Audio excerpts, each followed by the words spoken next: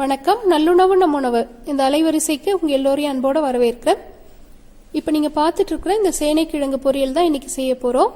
பொதுவாக இது அரிப்பு எடுக்குது, இது அறியறது ரொம்ப சிரமம் அப்படின்னு சொல்லி நிறைய பேர் செய்யறதில்ல. கண்டிப்பாக அந்த தவறு செய்யாதீங்க. வாரத்துக்கு ஒரு முறை இதை சாப்பிட்டுட்டு வந்தால் மலச்சிக்கல்ங்கிற பிரச்சனையே இருக்காது. இந்த காணொலியில் போயிட்டு அரிப்பு எடுக்காத வகையில் இது எப்படி சமைக்கிறதுன்னு இன்னைக்கு பார்க்கலாம் வாங்க.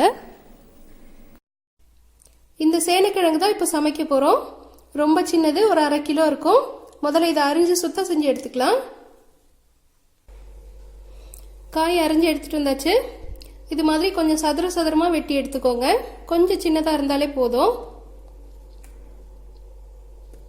இப்போ இதில் கொஞ்சமாக கல் உப்பு, அப்புறம் ஒரு எலுமிச்சம்பழம் அளவுக்கு புளி எடுத்துருக்கேன். இதையும் கரைச்சிட்டு இந்த சேனைக்கிழங்கு கூடயே சேர்த்து கொஞ்ச நேரம் ஊற வச்சிடலாம்.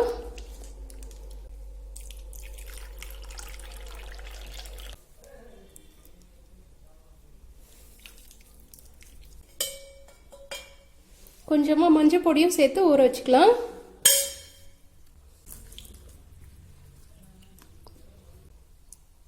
இந்த புளி தண்ணியில் இது ஒரு 1/2 மணி நேரம் ஊறிச்சுன்னா நம்மளுக்கு இந்த தொண்டையில் அரிப்பு எடுக்கிறதுலாம் இல்லாமல் இருக்கும். புளி தண்ணியில் காய் நல்லா 1/2 மணி நேரம் ஊறிடுச்சு. இதிலிருந்து எடுத்துடலாம். எடுத்துட்டு ஒரு 3 தடவை அலசிக்கலாம். காய் இந்த மாதிரி 3 தடவை அலசி எடுத்துட்டு வந்துட்டேன். இப்போ இது வேக வைக்கிறதுக்கு ஒரு 1/2 உப்பு மட்டும் சேர்த்துக்கலாம். அப்புறம் திரும்ப தாளிக்கும் போது இன்னும் கொஞ்சம் உப்பு சேர்த்துக்கலாம். கொஞ்சமாக மஞ்சள் பொடி. ஒருவேளை நீங்கள் அவிப்பானில் போட்டு வேக வைக்கிறதா இருந்தால் இதே மாதிரி உப்பும் மஞ்சளும் சேர்த்து ஒரு 2 ஆவி மட்டும் வேக வச்சு எடுத்துக்கோங்க. இப்போ தாளிக்கிறதுக்கு என்ன பொருட்கள் தேவைன்னு பார்ப்போம். பெரிய வெங்காயம் 2 எடுத்து இந்த மாதிரி பொடியாக அரிஞ்சு வச்சிருக்கிறேன். பூண்டு ஒரு 5-6 பல்லு இந்த மாதிரி மெலிசாக அரிஞ்சு எடுத்துக்கணும். 3 வரமிளகாய் கிள்ளி வச்சிருக்கிறேன். கொஞ்சம் கருவேப்பிலை, கொஞ்சம் கொத்தமல்லி. தாளிக்கிறதுக்கு ஒரு 3 தேக்கரண்டி அளவுக்கு எண்ணெய்.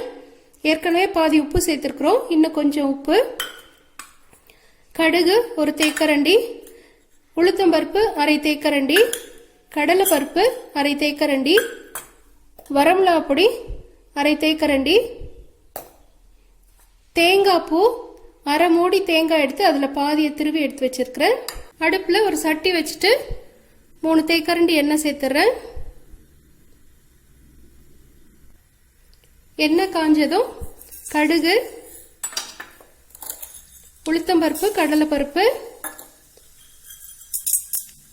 கூடவே வரமிளகாய்.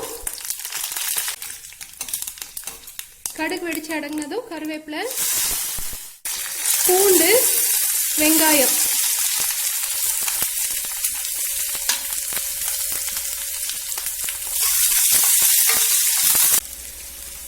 கொஞ்சமா உப்பு சேர்த்துக்கிறேன்.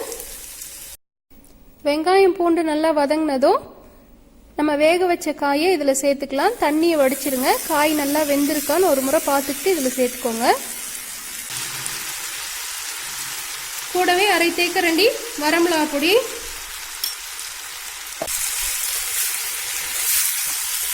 அதை நல்லா பெரட்டி விட்டுட்டு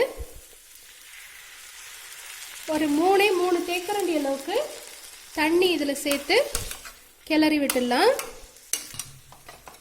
நம்ம இது மாதிரி லேசாக தண்ணி சேர்க்கும் போது இந்த காயில் இந்த காரம்லாம் கொஞ்சம் இறங்கும். ரொம்ப தண்ணி சேர்க்க வேண்டாம், ஏற்கனவே நம்ம காய் வேக வச்சிட்டோம். இப்போ இந்த சட்டியில் பாருங்க, இது மாதிரி சாந்து மாதிரி இருக்கும். இப்போயே அடுப்பை நிறுத்திட்டு தேங்காய் சேர்த்து நல்லா இந்த மாதிரி பரட்டி எடுத்துக்கோங்க. கடைசியாக நம்மளுடைய கொத்தமல்லியும் போட்டால் பொரியல் ஆயிடுச்சு. இந்த காணொளி உங்களுக்கு பிடிச்சிருந்தா கண்டிப்பாக உங்கள் வீட்டில் சேனைக்கிழங்கை இந்த முறையில் சமைச்சு பார்த்துட்டு உங்களுடைய மேலான கருத்துக்களை கீழே உள்ள கருத்து பெட்டியில் பதிவிடுங்க. நன்றி.